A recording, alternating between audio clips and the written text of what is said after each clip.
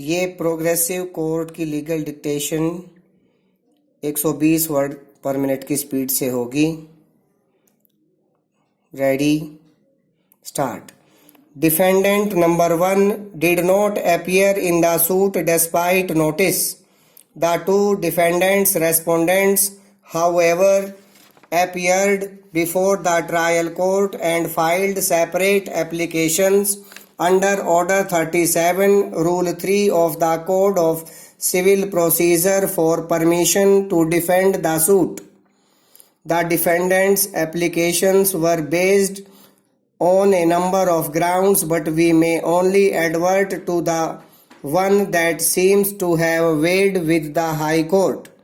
It was contended on behalf of the respondents that since the plaintiff appellant had got a promissory note executed in its favor by the borrower, defendant number 1, and had further made the borrower create an equitable mortgage on its favor by deposit of title deeds, they would be absolved of their liability in terms of Section 139 of the Contract Act. According to the respondents, their plea gave rise to a triable issue and they accordingly sought permission to file their written statements and contest the suit. The trial court, by its judgment and order, examined all the pleas, including the one based on Section 139 of the Contract Act, and found and held that none of the pleas raised by the defendants gave rise to any substantial defense against the claim of the plaintiff.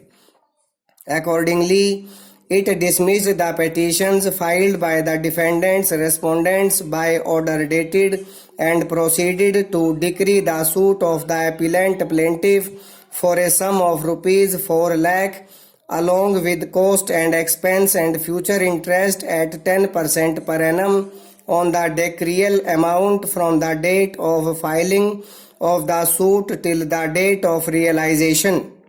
In appeal, the Delhi High Court, as noted above, set aside the order and decree passed by the trial court and directed it to allow the defendants' respondents to file their written statement and proceed to try the suit from the stage.